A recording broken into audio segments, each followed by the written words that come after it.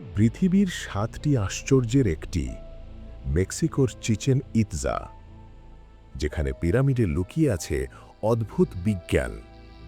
কিন্তু ভাবতে পারো, একটা পিরামিড যেটা শুধু স্থাপনা নয়, বরং সময় আর আলোর এক নিখুঁত হিসাব।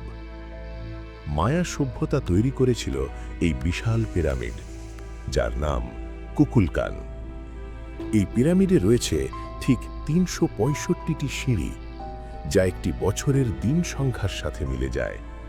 কিন্তু সবচেয়ে অবাক করা বিষয়, প্রতি বছর নির্দিষ্ট দিনে সূর্যের আলো এমনভাবে পড়ে যাতে পিরামিডের সিঁড়িতে দেখা যায় এক সাপের ছায়া।